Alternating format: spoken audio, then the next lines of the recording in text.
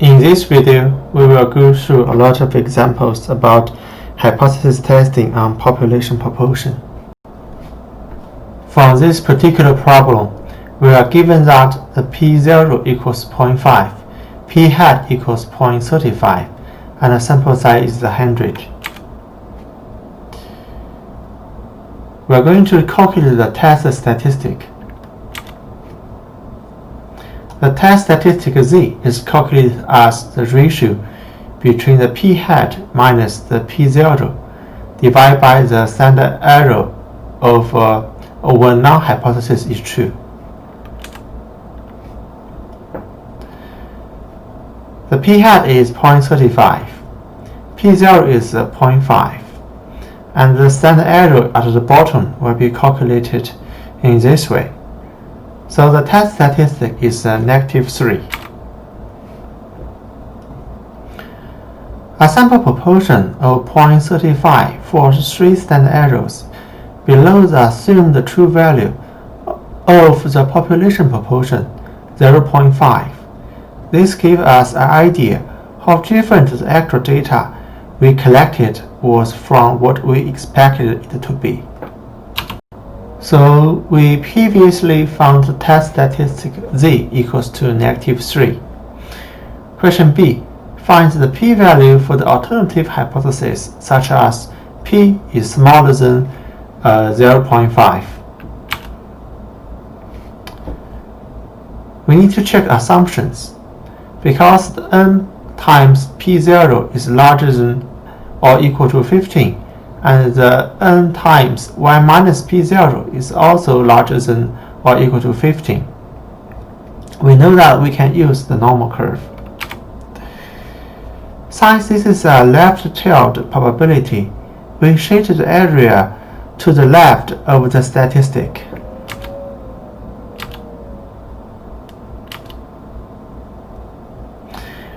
We look up the z equal -3 in the normal table and get the area to the left. The area to the left will be the p-value. So the p-value we have is 0.00135.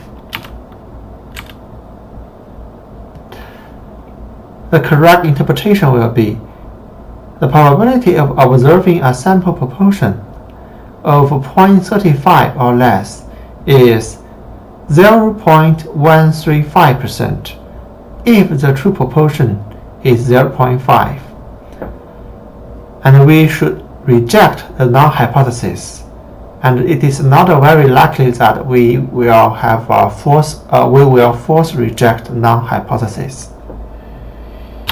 Question C. Does the p-value in part B give much evidence against the null hypothesis? Explain. So the answer is yes, because this is a very small p-value. It does not seem plausible that the p equals to 0.5. This p here is not p-value. This p here stands for the population proportion. Our formal conclusion will be we should reject the null hypothesis. With p-value equals to 0.0013, we have sufficient evidence that the population proportion is less than 0.5. Here's another question. Get the p-values from Z. For a test of the null hypothesis as p equals to 0.5 and the Z test statistic equals to 1.04. Question A. Find the p-value for the alternative hypothesis as p is larger than 0.5. So the larger than 0.5 tells us it is the right tail test. It is a one-tail test. So again, we will draw a normal curve.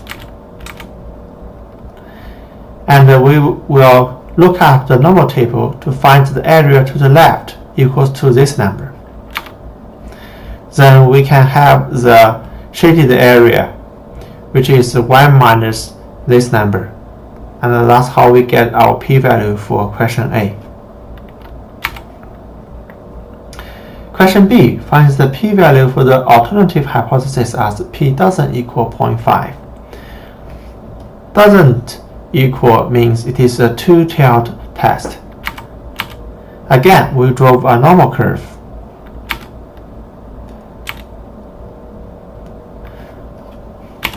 Now we should look at the normal table of the z statistics equals to negative 1.04, and the area responding to the left area will be this number. Because the normal curve is symmetric around, the standard normal curve is symmetric around 0, so that's why we can use 2 times 0.1492 to get the correct p-value responding to question B. Last, find the p-value for the alternative hypothesis as p is smaller than 0.5. From p less than 0.5, we can tell it is a left tail test. Again, we will draw a normal curve. And we look at the normal table to find the shaded area. That's how we can get the p-value for question C. Does any of the p-values in A to C give strong evidence against non-hypothesis? Explain. Because none of the values are very small, so all of them indicate that this non-hypothesis is plausible, so we do not reject the non-hypothesis. Here are some tips that can help you do your homework. So when you are calculating test statistics, you want to keep your sample statistic to at least 4 decimal place. If you compare the result from the first line and the second line, you will find that only keeping 2 decimal place will make your result incorrect. You can pause this video and read carefully about the first line and the second line. Last, if your question doesn't tell you what significance level to use, you just use 0.05. Here is another example. You can pause this video and try to do it by yourself. Step 1. Check assumptions. Since we are talking about categorical data, we are dealing with the proportion. It is categorical variable because the results were relief or no relief. Then we want to check whether these 2 conditions are met. In order to determine the p0, we need to state the hypothesis.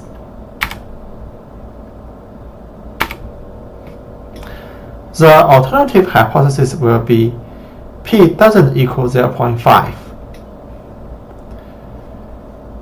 We have this alternative hypothesis because of this sentence.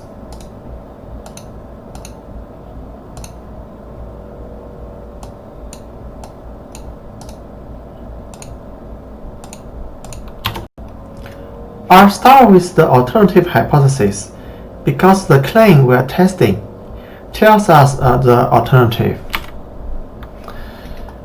So the 0.5 will be the p0.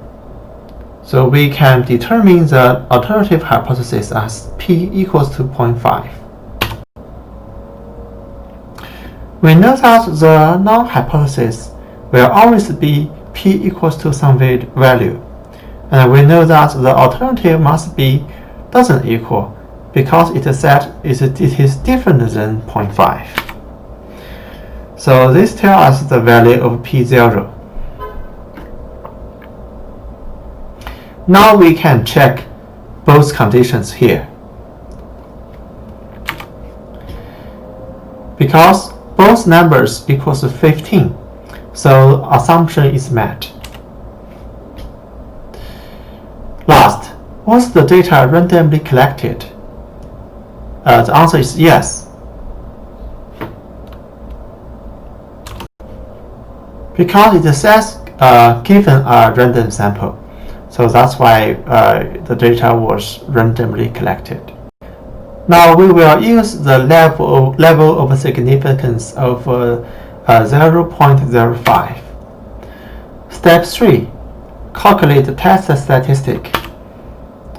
So from the problem we know that the sample size is 30 and the p-hat will be 0.733.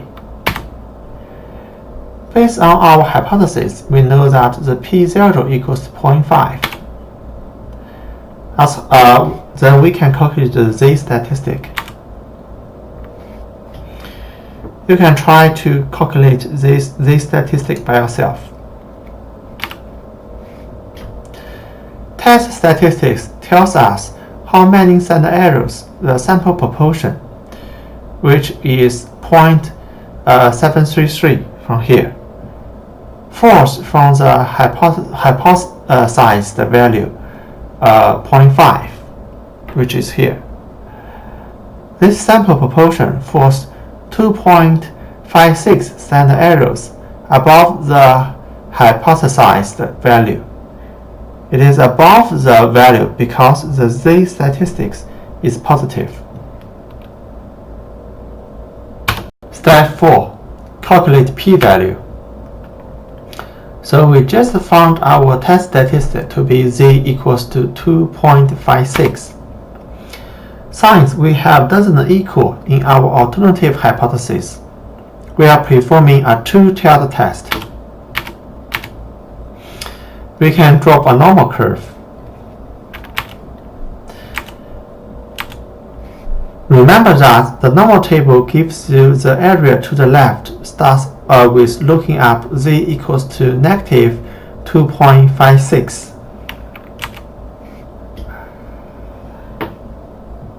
You could look up the z equals to positive 2.56 and find the area in the tail by subtracting the value in the table from 1.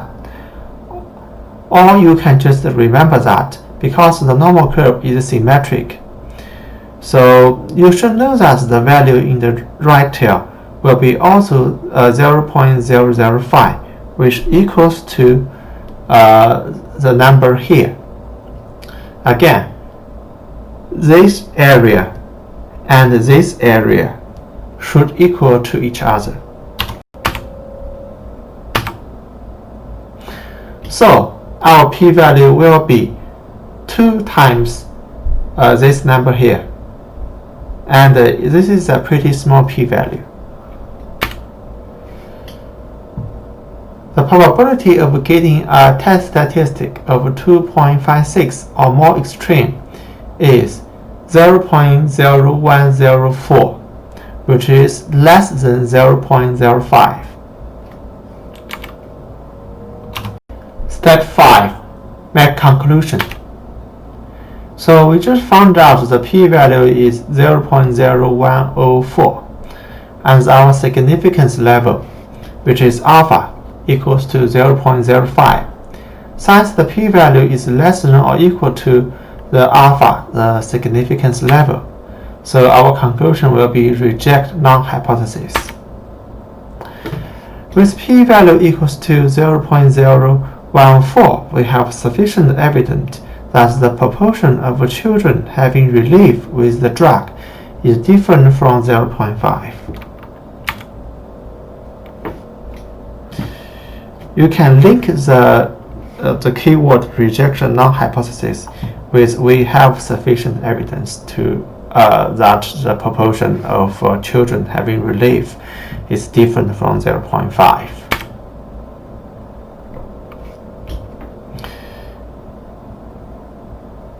The yellow highlight, the word here, is just a copy from the question given. Here is another example. You can pause this video and read the question. Step 1. Check assumptions. So since we are talking about categorical data, we are dealing with the proportion. It is categorical variable because the results were either Coke or Pepsi.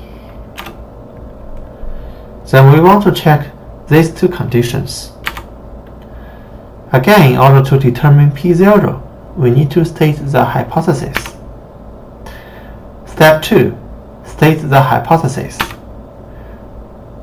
The null hypothesis will be P equals to 0.5 because we are curious about the evidence that more than 50% preferred Coke over Pepsi. So that's why the P0 is 0.5. And the alternative hypothesis will be P larger than 0.5 because the question asked is more than 50% prefer Coke over Pepsi.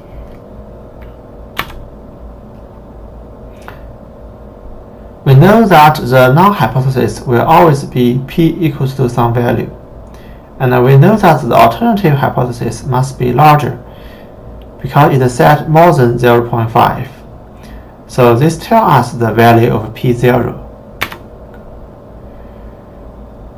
Now we can check both conditions here. The assumption is met. Last, was the data randomly collected? The answer is yes, because the problem states we use random sample. Step 3. Calculate test statistic. So for the problem, we know that the sample size equals 49 and the p-hat will equals to 0.59. Based on our hypothesis, we know that P0 equals to 0.5. So now we can calculate this statistic. Please try this calculation by yourself. This sample proportion, 0.59, falls 1.26 standard errors above the hypothesized value, 0.5.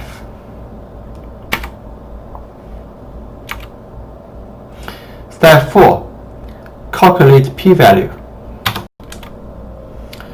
We just found out the test statistic to be z equals to 1.26. Since we have larger in our alternative hypothesis, so we are performing a one-tailed test.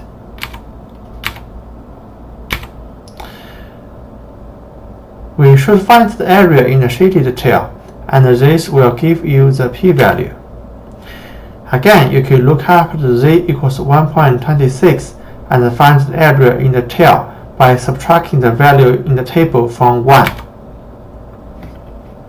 So if you look at the normal table, it will give you the 0.8962, and you just use 1 minus that number you found from the normal table. So the p-value will equals to 0.1038. Step 5. Make conclusion. So we just found that the p-value is 0.1038 and the level of significance is 0.1. Because the p-value is larger than alpha, the significance level. So we can now reject the null hypothesis. The correct interpretation will be with p-value equals to this number. We do not have sufficient evidence that more than 50% prefer Coke over Pepsi.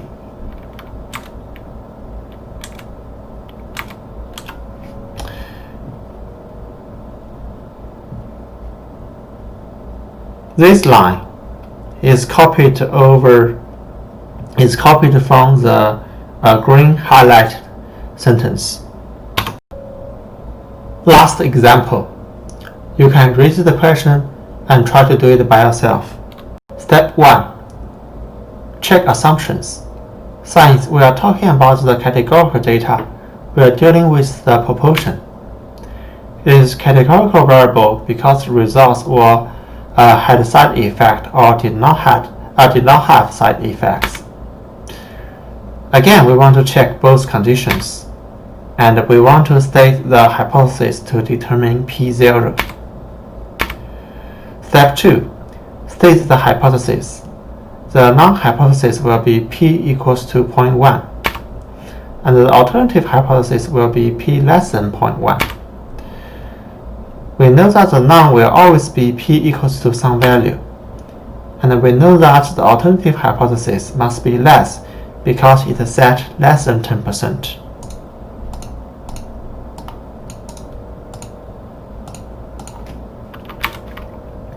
So this tells us the value of P0. Less than 10% of all patients who take the medication will experience side effects. Now we can calculate both values and check assumptions. The assumption is met. So the problem stated that the data was a random sample. You see here, the problem tells us it used a random sample. Step 3. Calculate test statistic. From the problem, we know that the sample size is 340. The p-hat will be calculated in this way. Based on our hypothesis, we know that the p0 equals to 0.1. Please verify this calculation by yourself. Step 4. Calculate p-value. We just found out the test statistic to be z equals to negative 1.99. Since we have smaller than in our alternative hypothesis, so we are performing a one-tail test. You want to find the area in the shaded tail, and this will give you the p-value. Remember that since the normal table gives you the area to the left, start with looking up to z equals to negative 1.99. The normal table will tell you this shaded area equals to 0.0233, and this is just the p-value. Step 5. Make conclusion. We just found the p-value to be 0.0233, and the level of significance is 0.05. Because the p-value is less than the alpha, the level of significance, we reject the null hypothesis. With p-value equals to this number, we have sufficient evidence that less than 10% of all patients taking the medication experience side effects. Again, the green highlight sentence is copied from this sentence here.